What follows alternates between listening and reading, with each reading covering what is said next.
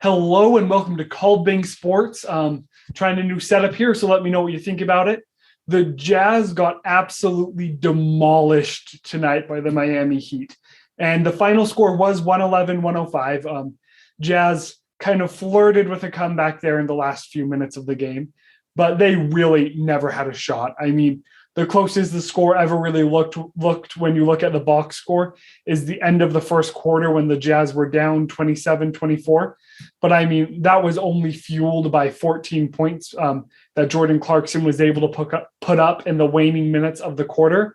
And I mean, frankly, when the score was 19-7, the Jazz just kind of showed what type of game it was going to be. They were going to struggle offensively and just really not look like themselves and look like they're just kind of out of it overall. And there's a lot that could be going into that. I'm not sure what is all going on with the team. There were the issues earlier this week with the absolutely horrible death of the little girl in Salt Lake County. And I'm sure that is messing with their emotions, rightfully so, as that issue is so much bigger than basketball. And just definitely know that it hits close to home for a lot of those players.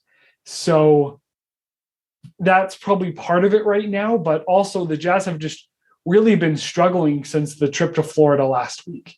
And it just kind of seems that everything went wrong for them. And I feel like for the first 8 games of the year, they were comfortable waiting for the 3 to fall, and they were putting forth a lot of heart. And they're still doing that. But I think they're starting to possibly get a bit impatient with the 3 not falling and not being able to play to the level that they know they're capable of. And they're definitely frustrated, whether it be with themselves personally or with the refs, as we've seen the last couple games, especially with all of the ejections in the Pacers game.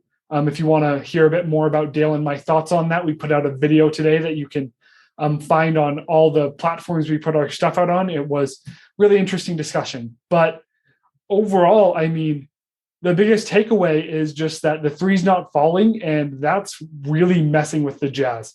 When you look at the team stats, you do see, I mean, Royce had a bit of an off night, 1 for 5, but if he makes one more of those, he's at 40%, so that's okay.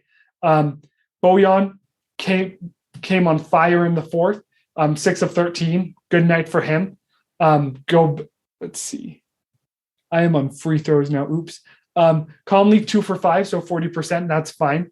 Donovan 3 for 10. I mean, 1 off of 40% if he makes one more of those, 4 for 10.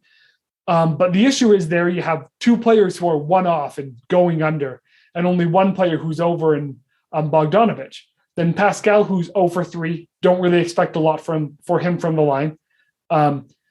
Ingles, who's 1 for 4. So he's, again, 1 off.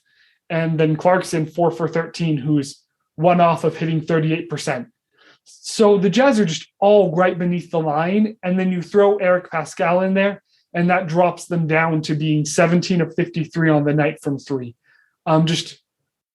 They really need those shots to start falling. That's how they were able to dominate so many teams. And whether it's the physicality or the refs or just them being off or not getting the amount of passes they need, they are off there. And I don't have a fix. Obviously, Quinn Snyder is struggling with a fix, or else this would have happened by here. And just wondering how much it is just the Jazz need to see a few games in a row where they're able to hit that 38-40% mark. And I don't know when we're going to see it, with some tough games coming up against Philadelphia and against Toronto this week. They do have another game next Saturday against the Magic, but we've seen that even then the Jazz still struggle. They are definitely a team that everyone wants to beat after how well they played last year. And I'm assuming opposing coaches have got a lot more data on the Jazz and are able to better prepare for them. So this is a learning experience for Utah that after starting 7-1, I didn't think we would have to see, but we're going to see it. And hopefully the Jazz are able to bounce back from this. And I think they need to fix more than just 3-point shooting. I don't know entirely what they need to fix, but something else is off. It's not just the 3-point shooting. For the Jazz to be successful, they're going to have to fix that and be able to play better against the defenses teams are throwing at them so that they can have success in the playoffs. since frankly, I think that while Jazz fans would love a high seed to get some more home games, if the Jazz are 5, 6, or 7, but they're on fire going into the playoffs, that's going to mean a lot more that they finally are clicking rather than just kind of skating through the season, getting a top 4 or top 3 seed, and then still not having figured it out when they start playing the great talent that's in the West. And frankly, all the series are going to be rough unless you're maybe able to sneak up to that 1 seed, which right now the Jazz are definitely not trending towards doing. And speaking of the reffing, Gobert, from my understanding of the rules, is flirting with a suspension. Once you get 16 technical foul points, you end up getting a 1-game suspension throughout the season. And Gobert is currently leading the league with 5. So we're about a 7th of the way through the season, and he already has 5, which means we'd expect him to get about 2 suspensions this year. I do think he'll tone it down and not end up getting 2 suspensions, but he could very well get 1 suspension, which is definitely a concern for Utah. And while 1 game without him won't be the end of the world, Gobert needs to frankly just keep his cool. And whether or not the tech tonight was a good one, he just needs to be careful. I don't think that the stat that Rudy Gobert wants to be leading the league in right now is technical fouls. So it's going to be something to keep our eye on. If Gobert ends up getting more of those, then he, at one point, is just probably going to have to serve a suspension. 5 this quick is pretty much, I almost feel like, a guarantee, but maybe he'll be able to hold off and be able to make it to the end of the season without picking up 11 more. Passing, I know a lot of people have been talking about the Jazz's passing, and so I did pull up the NBA player passing stats to take a look at, which is definitely something I do think the Jazz need to work on. I think they do need to try to get some better catch and shoot opportunities from 3, and then that will help their percentage. I do also believe that the defenses that teams are playing against the Jazz makes passing much less effective, which is why they're near the bottom of the league. I believe they're 28th in passing right now. But I do also want to make note that passing does not equate directly to wins. You have the Golden State Warriors averaging 317 passes with 11 wins. So they're doing great. They're near the top of the league. But then the Brooklyn Nets averaging 273 as the second best team in the league. And then the Nuggets with 306. And those are the top 3 records in the league right now. But if we sort by passes made, the Detroit Pistons lead the league with 320 passes per game. So obviously that's not equating to wins for them, as they are 2-9. Golden State is second, like I said. Pacers are third.